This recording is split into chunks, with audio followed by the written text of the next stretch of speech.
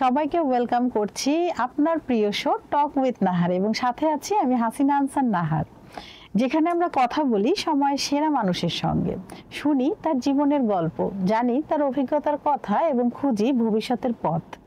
প্রতি পর্বের মতোই কিন্তু আমাদের আজকের পর্বেও একজন আমন্ত্রিত আছেন অতিথি। তিনি আমাদের সবার প্রিয় বুলবুল টুম্পা আপু, এবং আপনারা সবাই জানেন তিনি কিন্তু ফ্যাশন মডেল, কোরিওগ্রাফার এবং ট্রেনার, এবং পুরো অনুষ্ঠান জুড়েই কিন্তু আপু আমাদের সাথে থাকবেন। চলুন দর্শক, আমরা আপুর কাছে চলে যাই। আপু কেমন আছেন? আলহামদুলিল্লাহ, আপনি কেমন আছেন? আপনাকে দেখে মাশাআল্লাহ এত প্রিটি লাগছে যে আমার মনটা খুব ভালো হয়ে গেছে। আমার মন ভালো হয়ে গেছে বিকজ আপনি এত সুন্দর করে কথা বলেন। মানুষের ব্যবহার যে মানুষের মাঝে মানুষকে টানে, সেটা আপনার সাথে পরিচয় হওয়ার পরে বুঝলাম। কারণ হয় না যে তুলিয়াপুর দ্বারা আপনার সাথে পরিচয়, বাট আপনার সাথে কথা বলার পরে একটা আন্তরিকতা এসেছে, এটা আমার খুব ভালো লাগে যে মানুষের ব্যবহার দিয়ে মানুষ দুনিয়া জয় করে।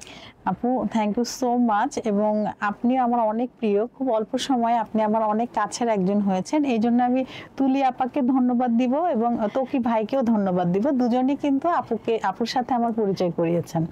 আমরা তুলি আপুকে গভীরভাবে অনেক মনে করে, আপু অনেক পছন্দ করি, ভালো মনের একটা মানুষ। হ্যাঁ অবশ্যই। আচ্ছা আপু, আপনি এই ফিল্ডে মানে কিভাবে আসলেন ফ্যাশন কোরিওগ্রাফিতে? আমি অনেক ছোট বয়স, তখন আমি স্কুলে পড়ি। আমার চাচার বিয়ে খেতে গিয়েছিলাম। চাচার বিয়ে খেতে যাওয়ার পর চাচার ফ্রেন্ড মডেলিং করতো। তো ওই ফ্রেন্ড আমাকে দেখে বিয়েতে, তখন আমি স্কুলে পড়ি, হাই স্কুলে মাত্র শুরু হয়েছে। হাই স্কুলে পড়ি, তখন চাচার ফ্রেন্ড আমাকে দেখে চাচাকে বলছে, তোর এই ভাতিজিটা খুব কিউট, দেখতে মডেলদের মতো, তো ওকে দে। মাশাআল্লাহ, হাইটটা আপনার অনেক। তো তখন আমি অনেক শুকনা, একটু ডার্ক ছিলাম, একদম ফ্যাশন মডেলদের মতো, একদম জল লাইন টাইন, পুরা জল লাইন শার্ট ছিল। তো তখন তো আসলে বয়স কম, স্কুলে পড়ি, হাই স্কুলে। তখন প্রথম ভাইয়াকে বললো, ভাইয়া প্রথম রাজি না, 1 বছর চাচার ফ্রেন্ড বলছে দে দে দে, দাও দাও, মানে ওরা সব সময় চাচাকে বলতো, আর চাচা ভাইয়াকে বলতো। তারপর ভাইয়া একদিন 98-এ ভাইয়া একদিন আমাকে বললো, ঠিক আছে আমি তোমাকে দিচ্ছি, তুমি যাও। কিন্তু এমন, যেহেতু বড় ভাইয়া তখন গার্জিয়ান, আব্বু আম্মু মারা গেছেন, তো তখন ভাইয়া বললো যে ঠিক আছে যাও, আমি তোমাকে দিচ্ছি, বাট এমন কিছু করো না যেটাতে আমাদের মান সম্মান নষ্ট হবে, এমন কিছু করো যেন আমরা তোমাকে নিয়ে গর্ব করতে পারি। তো ওইটা সবসময় আমার মাথায় কাজ করেছে, এখন পর্যন্ত করে। মাশাআল্লাহ। আমার ফ্যামিলি সাপোর্ট না থাকলে আসলে আমার কাজ হবে না। এবং আমি মনে করি যে প্রত্যেকটা ফ্যামিলির আপু যদি বাবা মা বা ফ্যামিলি মেম্বার সাপোর্ট দেয়, বাচ্চা কাচ্চা কিন্তু সবসময় সোবার থাকে। না অবশ্যই, ফ্যামিলি সাপোর্টটা আসলে অনেক বড়, না হলে কাজ করা যায় না। বিশেষ করে আমরা যারা এশিয়া ভিত্তিক কান্ট্রিতে থাকি, আমরা যারা নারীরা আছি, আমাদের ফ্যামিলি সাপোর্টটা আসলে অনেক দরকার। এবং আপনি অনেক লাকি, সৌভাগ্যবতী বলবো যে আপনি ফ্যামিলি সাপোর্টটা পেয়েছেন।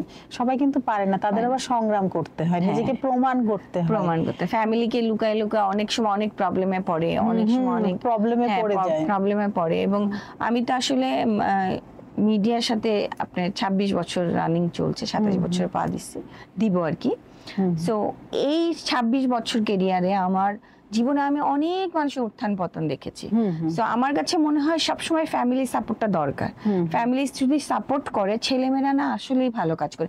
আমার ভাই যদি প্রথমে আমাকে বিশ্বাস না করতো, তাহলে কিন্তু আমার মাথা ওইটা কাজ করতো না।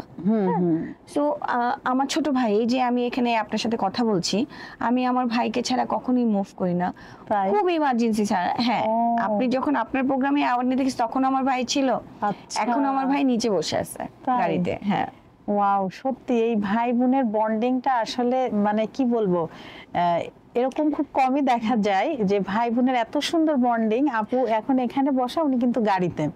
হ্যাঁ, মানে এই 26 বছর ধরে ও আমাকে সময় দিয়ে আসতেছে, এবং 26 বছর ও আর আমি পিঠাপিঠি। ওর নাম হচ্ছে স্বাধীন ইসলাম রনি। আচ্ছা, তো ও সারা জীবন আমাকে রনি নামে সবাই চিনে। তো এখন পর্যন্ত মানে 2 ভাই, আমরা ভাই বোন এত টোনাটুনি, সারাদিন ঝগড়া করি টম এন্ড জেরির মতো। মানে এটা হলো কেন, এটা হলো কেন সারাক্ষণ, কিন্তু আবার দুইজন ছাড়া কোথাও যাই না। আমি কোনো ট্যুরে গেলে আমার বেস্ট ফ্রেন্ডদের সাথে আমার ভাই ছাড়া যাই না। আমি যেখানেই যাই আমার ভাই, এবং স্টিল নাও আমার ওয়ার্কশপ আমার ভাই দেখে, আমার ইভেন্ট আমার ভাই দেখে, সব। দর্শক, আমরা কিন্তু বুলবুল আপুর এই তথ্যটা জানতাম না যে ওনার ভাই বোনের যে এত সুন্দর একটা বন্ডিং, এটা আজকে কিন্তু আমাদের এই অনুষ্ঠানে জানলাম। হ্যাঁ, খুবই ভালো লাগলো। মিডিয়ার সবাই অলমোস্ট আমার যারা চিনে সবাই আমার ভাইকে চিনে, এবং সবাই মানে আমার চাইতে মনে হয় আমার ভাই সবার প্রিয়। তার মানে উনি জলি মাইন্ড। হ্যাঁ, মানে সবার সাথে হেসে কথা বলবে, সভ্য ভদ্র, মানে আমার ভাই বলে না, বাট আমার কাছে মানে মানুষ হিসেবে অনেক ভালো একটা মানুষ। যাক, তো ভাইয়া, আপনি যদি আমাদের অনুষ্ঠানটা দেখেন, আপু কিন্তু অনেক প্রশংসা আপনার জন্য করলেন।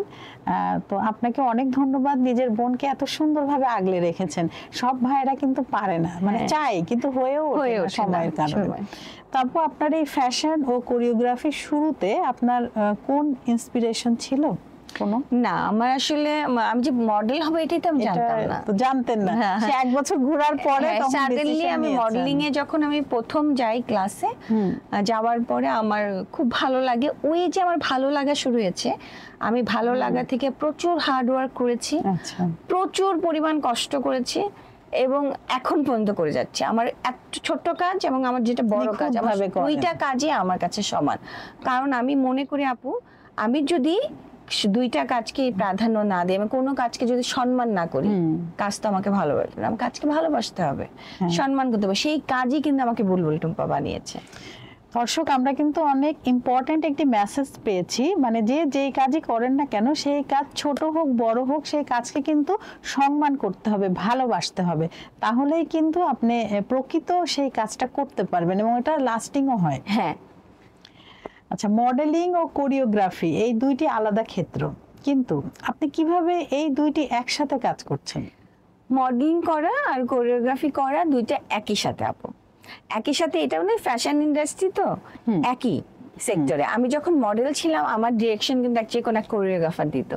তো আমি কিন্তু কোরিওগ্রাফি আসার আমি 2005-এ কোরিওগ্রাফি শুরু করি, সেটা আমার বেস্ট ফ্রেন্ড আজরার অবদানে। কারণ ও আমাকে বলেছে যে ওর একটা শো আছে, তো ওর যে কোরিওগ্রাফার ছিল সে মনে হয় সাডেনলি কোনো প্রবলেমে পড়েছে, তো আমাকে রাতেবেলা ফোন দিয়ে বলেছে আমার এই কাজটা একটু করে দিতে পারবে। আমি তো কোরিওগ্রাফি কখনো করি নাই, আমি অ্যাসিস্ট হিসেবে প্রচুর কাজ করেছি। আমার সিনিয়র বিবি আপু তো আমাদের রেসপেক্টেড জায়গা, বিবি রাসেল, আর তারপরে তোপা আপু, লুনা, সুমন, আমাদের সিনিয়র অনেকে আছে, মুনমুন আপু, যাদের অ্যাসিস্ট, মুনমুন আপু না, যাদের অ্যাসিস্ট হিসেবে আমি কাজ করেছি, প্রচুর কাজ করেছি। তো ওইখান থেকে আমি মানুষের কাজ শিখতে পছন্দ করি। আমি এখনো কিন্তু শিখি, যে আমি আপনার সাথে কথা বলছি, আপনার ভালো কিছু হলে আমি শিখবো। ওইটা আমার মানে শেখার ভালো জিনিসগুলো আমি পিক করি। হ্যাঁ, সেটাই। সো আমি তখন ওই কাজের সাথে, তখন আমাকে আজরা বললো, তখন আমি টপ মডেল। হ্যাঁ, তখন আজরা বললো, আমি তখন বললাম যে আসলে আমি তো কখনো আসলে কোরিওগ্রাফি করি নাই, দেখ না যদি পারিস। তারপর আমি কাজ করলাম, কাজ করার পর বলে তুই তো অনেক ভালো কোরিওগ্রাফি করিস। তো ওইটা আমার কোরিওগ্রাফি শুরু, কিন্তু আমার একদম প্রপার শুরু হয়েছে 14-র পর থেকে। আমি একদম যখন আমি ফ্যাশন মডেল হিসেবে বলেছি আমি আর মডেলিং শো স্টপার ছাড়া করবো না, তখন থেকে আমি একদম প্রপার কোরিওগ্রাফি শুরু করেছি। ট্রেনিংটাও আমার 2006 থেকে দেওয়া। সো আমার সবকিছু একসাথে শুরু হয়েছে। এতগুলো দায়িত্ব কিভাবে আপনি পালন করছেন? আমার কাজ না করতে পারলে আমার অস্থির লাগে, আমার বেকার থাকতে পারি না। না, একদম পারি না। ছোটবেলা থেকেই মানে কিছু না কিছু করার মধ্যে ছিল? না, ছোটবেলাতে স্কুল, বাসা, পড়াশোনা এগুলো। আর এই কাজের ঢোকার পর থেকে আমার কাজ করতে ভালো লাগে। আমার কাছে সবসময় মনে হয় যে বেকার মানুষের মাথায় না মানে দুষ্টামি বুদ্ধি আসে, যে বলে না অকর্মণ্য মস্তিষ্ক শয়তানের কারখানা। আপনি যখন দেখবেন আপনি অনেক কাজ করেন, যদি দেখেন একদিন বসে আছেন, তখন দেখবেন নানান ধরনের চিন্তা ঘুরতে থাকে। তো আমার কাছে মনে হয় এই কাজ করলে মানুষ ফ্রেশ থাকে, সুস্থ থাকে। হ্যাঁ, এটা সুন্দর কথা বলেছেন আপু। কিন্তু কথার মাঝে মাঝে অনেকগুলো ভালো ভালো মেসেজ দিচ্ছেন, এটা আমাদের আসলে মানা উচিত। এই যে বললেন যে আসলে কর্মব্যস্ত থাকলে কোনো চিন্তা ভাবনা আসে না, আর যখন আমরা কিন্তু একা থাকি বা কাজবিহীন থাকি তখন দুনিয়ার দুশ্চিন্তা এবং দুষ্টামি বুদ্ধিও আসে। হ্যাঁ, তখন দেখবেন অস্থির লাগে। অস্থিরও লাগে। আমি ধরেন টানা অনেক কাজ করি, 2 দিন রেস্ট নেওয়ার পর 3 দিনের দিন আর পারি না, আমার তখন অস্থির হয়ে যায়। কাজ না থাকলেও আমি আমার ভাইকে বলি আমাকে নিয়ে বের হও, এখনই কফি খেতে বের হও, আমাকে নিয়ে বের হও। মানে আমি বেকার থাকতেই পারি না। যখনই আমি রিল্যাক্স টাইম থাকে আমি ঘুমাইতে পছন্দ করি। আমি খুব মানে বাসায় থাকলে আমি নিজের মতো ঘুমাই। হ্যাঁ, মানে অবসরে কি করে যে মানুষ থাকে না, আমার শখ অনেক ঘুরতে, আমার শখ দেশ বিদেশ ঘুরে বেড়াবো, বেড়াতে ভাল লাগে, আমার নতুন নতুন জায়গা দেখতে ভাল লাগে, নতুন নতুন মানুষের সাথে পরিচয় হতে ভাল লাগে। মানুষ না যখন নতুন নতুন মানুষের সাথে পরিচয় হয় তখন মানুষ অনেক কিছু শিখতে পারে, জানতে পারে। সো ওইটা আমার খুব ভালো পছন্দ। আমার নতুন নতুন দেশ খুব পছন্দ, যতগুলো কালচার দেখা, তাদের কালচার বোঝা, অনেক কিছু শেখার আছে আসলে। হ্যাঁ, আর ঘুম তো আপনার অনেক প্রিয়। ঘুম মানে অবসরে যখন আমি অনেক কাজ করি তারপর যে বাসায় ঘুমাইতে পছন্দ করি। তাহলে তো আপনি সুখী মানুষ। কারণ দর্শক, আমরা জানি যারা সুখী না তাদের ঘুম হয় না বা ঘুম হচ্ছে না। আমরা কিন্তু স্কুলে থাকতে এরকম একটা গল্প পড়েছিলাম, সুখী মানুষের গল্প, তার ঘুম হতো না। তো ঘুম হওয়া আসলে এটা একটা আমার যেমন অসুস্থ হলে যে কোনো মানুষ, প্রত্যেকটা মানুষই তো অসুখ বিসুখ হয়। আমি যখনই ডাক্তার কাছে যাই সবার আগে বলে আমাকে ঘুমের ট্যাবলেট দিবেন না। আমি অনায়াসে ঘুমাই। তো আমি ঘুমের ট্যাবলেট খাই তো আমি আর বিছানা থেকে উঠতে পারবো না। আমি একটা অ্যালার্জির ওষুধ খেলেও ঘুমাইতে থাকি। অ্যালার্জির ওষুধে কিন্তু একটু থাকে, ওইগুলা একটু ঘুমের আসে আর কি। তো এরকম কি কোনো অভিজ্ঞতা আছে যে আপনি ঘুমের ওষুধ মানে কখনো এমন ঘুমাচ্ছেন আপনার মানে চুরি হয়ে গেল বা কিছু একটা হলো বা মিস হয়ে গেল? আমার যখন ঘুমের টাইম হয় তখন হাজার যুদ্ধ হলে আমি ঘুমাইতে থাকি। আমার প্রবলেম হয় না যে লাইটের প্রবলেম বা সাউন্ডের প্রবলেম না, অনেকের প্রবলেম, আমার এটা হয় না, আমি ঘুমাই আরামসে। আবার ধরেন কাজের ব্যাপারে আমি আবার খুব অ্যালার্ট একদম। আচ্ছা, কোরিওগ্রাফি করার সময় আপনি কোনো চ্যালেঞ্জ ফেস করেছেন? কোরিওগ্রাফি করার সময় চ্যালেঞ্জ কি হয় কি যে আমার তো প্রথমে যখন শো করি তখন যে কোনো মানুষের সাথে আমার বসতে হয়, যাদের প্রোগ্রাম, ডিজাইনারদের সাথে বসতে হয়। এইসব কাজগুলো অনেক নিখুঁতভাবে করতে হয়। তাদের আইডিয়াটা নেওয়া বা আমার আইডিয়া দেওয়া, তার সাথে কি মিউজিক হবে, কোন মডেলটাকে সেট করলে ভালো লাগবে, কি মেকআপ হবে, এভরিথিং, আবার বাজেট নিয়ে কথা, সবকিছু নিয়ে এই কাজটা করতে হয় মিলাই ঝিলায়। দেন তারপরে আপনার হয় কি কোরিওগ্রাফি নিয়ে আমার চ্যালেঞ্জ শুধু একটাই ছিল, যখন আমি একবার একটা শো থেকে আরেক শো করতে গেছি, এটা অনেক বড় হিস্টোরি। তবে আমার কাছে মনে হয় না, আমার আব্বু আম্মু মারা যাওয়ার পর আপু, আমার কাছে মনে হয় সবসময় আল্লাহ আমার সাপোর্ট। আমি যেখানেই যাই না, আমার কাছে মনে হয় যেখানেই যাচ্ছি উপরওয়ালা না আমাকে ভালোবাসে, এবং আমি সবগুলো সহজ করে দেয় আপনার। মানে আমার অনেক মানে আমি দেখছি যে আমার শো শুরু হবে 6টায়, 7টায় আমি ভেন্যুতে পৌঁছাইছি এক ডিস্ট্রিক্ট থেকে, সিলেট থেকে চিটাগাং যেতে আমার যেতে, হ্যাঁ আমি রাতে রওনা দিছি, আমার গাড়িতে পিছে আগুন লাগছে, সেই গাড়ি যেতে যেতে কুমিল্লায় 6টা গেছে। 6টা থেকে আমি আবার নন এসি বাসে, ওদেরই কোম্পানি নন এসি বাসে, আমি ওদেরকে রিকোয়েস্ট করে আমি চিটাগাং এ রওনা দিছি। চিটাগাং এ যাওয়ার পথে আমি সীতাকুণ্ড দিয়ে অনেক জ্যামে পড়ছি। আমার যে ইভেন্টের লোক, যা শো ইভেন্ট, উনি তো অস্থির হয়ে গেছে, আপু আপনাকে মাইক্রো পাঠাবো, আপু এটা করবো। উনি থাকে না যে আপনার 6টা বাজে শো, 7টা বাজে প্রোগ্রাম শুরু হবে, 6টায় ইভেন্ট, তো উনি অস্থির হয়ে গেছে। আর আমি চিটাগাংয়ের মডেলই দেখি নাই, আমি ঢাকা থেকে মডেল এক গ্রুপ রওনা দিয়েছে, আমার ভাই পৌঁছাইছে, আর এদিকে আমি আমার ভাইয়ের সাথে ফোনে কথা বলতেছি, মডেলকে রেস্ট দাও, ফ্রেশ হয়ে মেকআপে পাঠাও, খানা দিয়ে দাও। মানে আমি আবার পার্লার থেকে সমস্ত কন্টিনিউ আমি ফোনে ছিলাম। তার মধ্যে আমার সাথে যে মডেলগুলি ছিল ওইখান থেকেও আমার সাথে কিছু মডেল আসছে, মানে আমার 2টা শো চলছিল। আমার আইডিয়াই ছিল না চিটাগাং আর হচ্ছে সিলেট দূরত্ব বেশি। তো আমি আমার কোলে 4টা মডেলের মধ্যে একটা মডেল অসুস্থ, প্রচন্ড জ্বর, সারা আমার কোলের মধ্যে রাখছি, ওষুধ খাওয়াইছি, তার মধ্যে টেনশন কাজ করতেছে। আবার 6টা থেকে নন এসি বাসের মধ্যে আমরা যখন উঠেছি, কেউ বমি করতেছে, বৃষ্টি হচ্ছে, মানে খুবই বাজে অবস্থা। মানে এত কষ্টের পরে আমি চিটাগাংয়ের মডেলদের দেখি নাই, ওই দিন যে দেখেছি। আমি জাস্ট 1 ঘন্টা রিহার্সাল করেছি, মেকআপ টেকআপ সব শেষ করে 1 ঘন্টা রিহার্সাল করে আমি শোটা নামিয়েছি, এবং অর্গানাইজার আমাকে এসে কেঁদে হাক দিছে যে আপু আপনাকে একটা হাক দিতে পারি কিনা। তো আমার কাছে ওই সময় ফিল হয়েছে উপর আল্লাহ না থাকলে কোনোভাবে সম্ভব ছিল না। মানে এটা অনেক বড় স্টোরি, আমি আপনাকে সংক্ষেপে বললাম, বুঝতে পেরেছি বিষয়টা। অনেক কষ্ট হয়েছে, বাট ওই সেই তৃপ্তিটা, ওই যে সাকসেস, পরের যে সাকসেসটা, ওইটাতেই সব পরিপূর্ণ। এবং ওই তখন আমি বলি যে উপর আল্লাহ আমার সাথে সব সময় থাকেন। আমি অন্যের মধ্যে বিশ্বাস করি। এই যে বিশ্বাসটা করেন, এই জন্যই আসলে জিনিসগুলো এত সহজ হয়ে যায়। হয়তো বা, বাট আমি আল্লাহকে বিশ্বাস করি এই কারণে আপু, আমি ছোটবেলায় আমি জেনেছি যে উপর আল্লাহর হুকুম ছাড়া একটা পাতাও নড়ে না। অবশ্যই। সো আমি চিন্তা করেছি আমি হব মাল্টিনেশনাল জব করব। আমার আব্বুকে নিয়ে দেখতাম জব করতে, আব্বুর অনেকই ছিলাম, আদরের মেয়ে ছিলাম, কিন্তু হলেন মডেল। সো এটা উপর আল্লাহরই একটা মনে হয়, আমার ইনকামটা এখান থেকে আসবে, আমার হয়তো বা কাজটা আমার এখানেই। মানে হয় না, আমরা ছোটবেলায় কি করি, মানে বাবা মার ফার্স্ট চয়েস থাকে ডাক্তার, ইঞ্জিনিয়ার, তারপর পাইলট বা অন্য সেক্টর, কিন্তু আসলে সবাই কি আর ডাক্তার ইঞ্জিনিয়ার হয় না। যেটা লেখা থাকে ওইটাই কিন্তু আবার পরে ঘুরে ফিরে ওই জিনিসেই আমরা চলে যাই। আরেকটা মেসেজ দিতে চাই, মানুষ মনে করে কি যে আপু, মানুষ চিন্তা করে যে মডেলিং করলে বা মিডিয়াতে মানুষ ভালো হয় না। এটা একদম ভুল ধারণা, একদম ভুল ধারণা। মানুষ, তুমি যেটা করতে চাও সেটাই তুমি হবা, একদম। এবং তুমি ভালো তো জগৎ ভালো। তুমি যদি ভালো না হও, তুমি ভালো জায়গায় যাও, ভালো থাকতে পারবে না। রাইট। যেমন মানুষ বলে যে মডেলরা কাপড় কম পরে, বাট এটা একদম রং ধারণা। আপনার একটা শো এর জন্য ওটা ডিজাইনারের কাপড় থাকে, ওটা তো ওদের প্ল্যান থাকে। পার্সোনাল লাইফে তুমি যেভাবে তোমাকে দেখতে চাও সেটা তুমি দেখতে পারবে। সেটাই।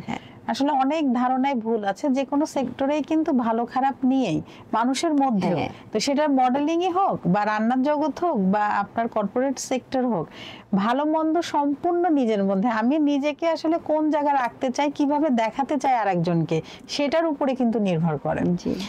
আচ্ছা আপা, আপনার প্রিয় ফ্যাশন ডিজাইনার কে এবং কেন? আমার আসলে একজন ডিজাইনার না, আমি সবার সাথে কাজ করি, তো যখন যার কাপড় পরি তখন আমার সেই কাপড় আমাকে যেটা শুট করে সেটা আমার কাছে খুব পছন্দ। তবে আমাদের রেসপেক্টেবল অনেক ডিজাইনার আছে যারা আসলে স্ট্রাগল না করলে আজকে আমাদের ফ্যাশন ইন্ডাস্ট্রিতে এত ভালো ভালো ডিজাইনার আসতো না। তো অবশ্যই সেটা আমি তাদেরকে রেসপেক্ট করি, এবং আমি মনে করি আমার সিনিয়র যাদেরকে দেখে আমরা আজকে মডেল বা যাদেরকে আমরা আইকন মনে করি, যারা আমাদের ভালো একটা পথ দেখিয়ে দিয়েছে, তারা সবাই রেসপেক্ট। বাহ। আচ্ছা আপা, এখন কিন্তু আমরা টক উইথ নাহারের র‍্যাপিড ফায়ার ফান সেগমেন্টে চলে আসছি। আমরা খুব শর্টে উত্তর দেব এবং কিছু ফানও থাকবে। হ্যাঁ, কোনো সমস্যা নেই। আচ্ছা, সকালে উঠেই প্রথমে কি করেন?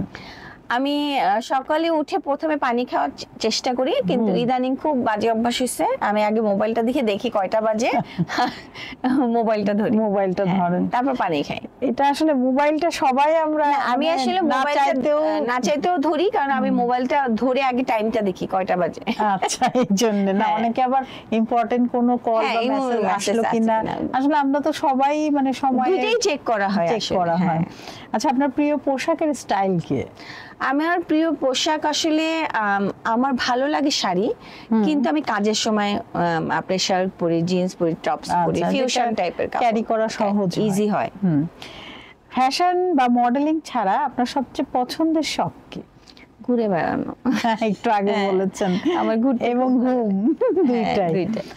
কোনো এক ফ্যাশন ট্রেন্ড যেটা আপনি একদম অপছন্দ করেন, পছন্দই করেন না, সেটা কি? যেটা আমাকে স্যুট করে না। বাহ, দারুণ উত্তর দিয়েছেন।